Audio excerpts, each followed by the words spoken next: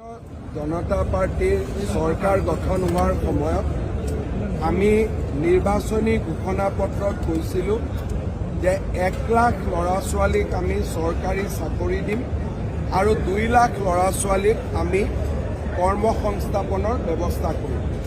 চৰকাৰী চাকৰিয়ে 1.5 লাখৰ সংখ্যা পাৰ কৰিছে।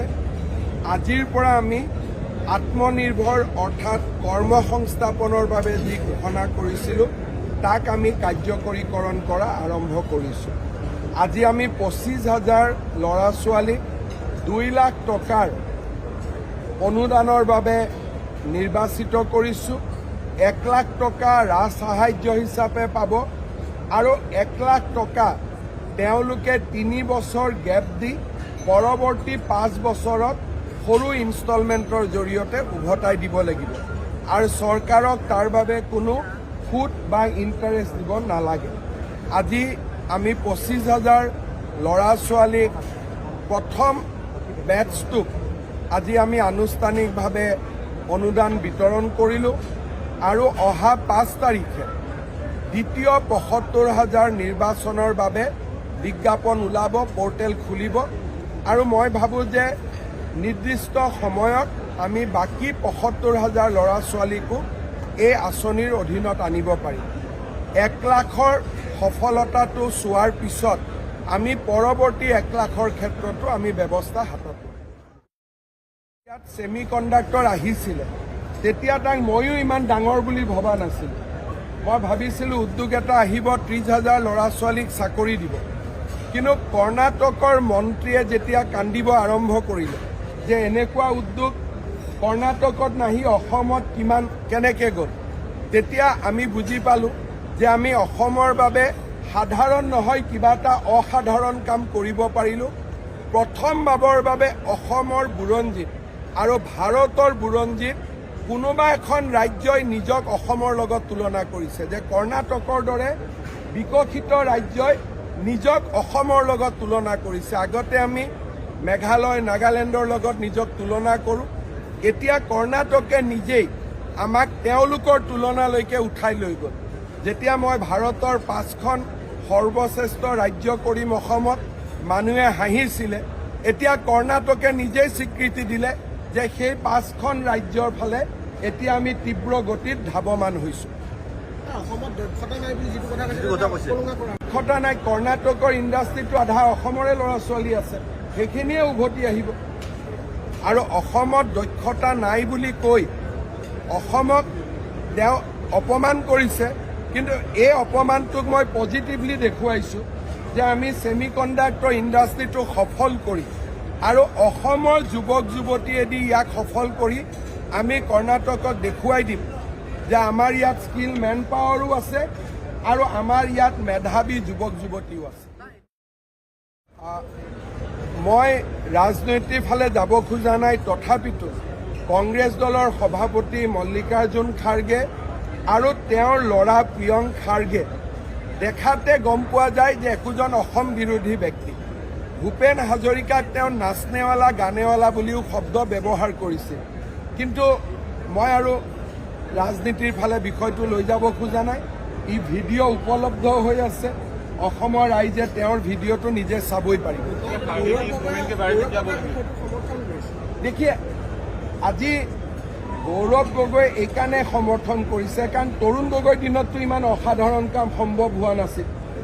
গতিকে তেওঁলোকৰ মনততো ক'ৰবাত নহয় ক'ৰবাত হিংসা এটা আছে নহয় যে 1 লাখ ল'ৰা ছোৱালীক আমাৰ চৰকাৰৰ দিনততো চাকৰি দিব পৰা নাছিলোঁ। হিমন্ত বিশ্ব শৰ্মাক আমি ইমান ইটিকিং কৰোঁ, আমি ইমান বেয়া বেয়া কথা কওঁ, কিন্তু তেওঁ ভাবিব নোৱাৰা কামবিলাক কৰি আছে।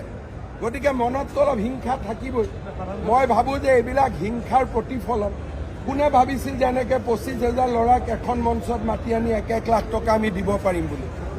আগতেতো কংগ্ৰেছেও কৰিব পাৰিলেহেঁতেন। প্ৰদ্যুৎ বৰদলৈতো নিজে উদ্যোগ মন্ত্ৰী আছিল, বিমল বৰাৰ কি প্ৰয়োজন আছিল? তেওঁলোকে আজি হিংসাত কংগ্ৰেছৰ দিনত নিযুক্তি দিব নোৱাৰিলে। গতিকে ক'ত পেপাৰ লিক হয় তাৰ শুঙি ফুৰে, কিবা এটা আঁচনি কৰিলে তাৰ ভুল উলিয়াব খোজে। গতিকে কংগ্ৰেছ এতিয়া পদূলি শুঙি ফুৰা এটা পাৰ্টিলৈকে ৰূপান্তৰ হৈছে। হা লুৰিণ গগৈ এইবিলাক যি নেতা আছে এনে অসমৰ কথা কয়, যোনে কচুতলিৰ এভিকশ্যনকো গৰিহণা দিয়ে, তেওঁলোক কেনেকৈ অসম প্ৰেমী হ'ব পাৰে? আজি কৰ্ণাটকৰ মন্ত্ৰীজনৰ এগেইনষ্টত কিয় নকয়? যদি এজন বিজেপিৰ মন্ত্ৰী হ'লহেঁতেন এতিয়ালৈকেতো ছাল বাকলি চেলাই দিলেহেঁতেন। এইজন যদি ভুলতে প্ৰিয়াংক খাৰ্গে কংগ্ৰেছ নহয় বিজেপি হ'লহেঁতেন, ছাল বাকলি থাকিলেহেঁতেন জানো?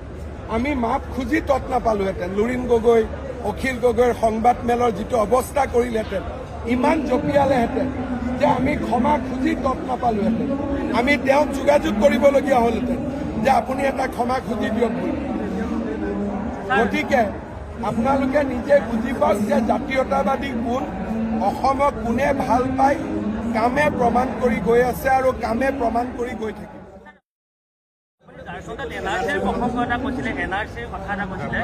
চব NRC অসমত যেনেকৈ আমি বিচাৰি আছো যে এখন শুদ্ধ NRC হ'ব লাগে, আমাক 20% পুনৰ নিৰীক্ষণৰ সুবিধা দিব লাগে, তেনেকৈ ঝাৰখণ্ড বা আন ৰাজ্যবিলাকতো NRC হ'ব লাগে।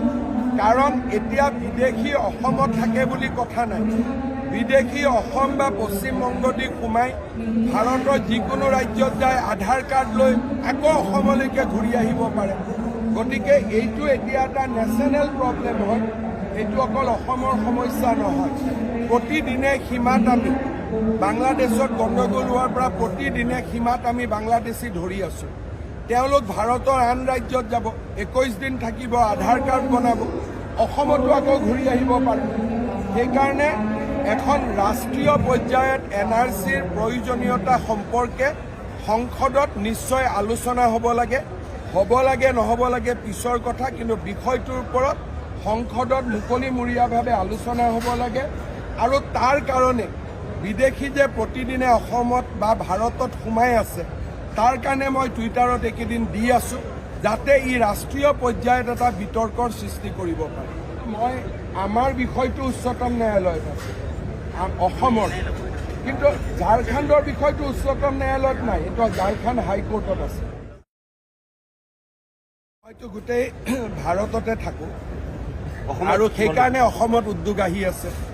এতিয়া যদি ফাৰ্টিলাইজাৰটো এক্টিভ কৰিব লাগে, মই দিছপুৰত বহি থাকিলে হ'ব নেকি? এইকেইদিন মই দিল্লীত অহা যোৱা কৰি আছোঁ যাতে ফাৰ্টিলাইজাৰটো আমি আৰম্ভ কৰিব পাৰোঁ। আৰু পাৰ্ট টাইম CM জনে যদি ইমান কাম কৰিব পাৰে, তেতিয়া আৰু বেলেগ ফুল টাইমৰ প্ৰয়োজন কি আছে? মই ইয়াত থাকোঁ নাথাকোঁ, কামবিলাক কি হৈ আছে? আৰু মই কোনদিনা অসমত নাই? আটাইতকৈ অসমত প্ৰতি জিলাৰ কেবিনেট কৰা, 1 বছৰত প্ৰতিখন জিলালৈকে যোৱা অসমৰ আন কোন মুখ্যমন্ত্ৰীৰ হিষ্ট্ৰী আছে আপোনালোকে মোক দিয়ক। অসমৰ প্ৰত্যেক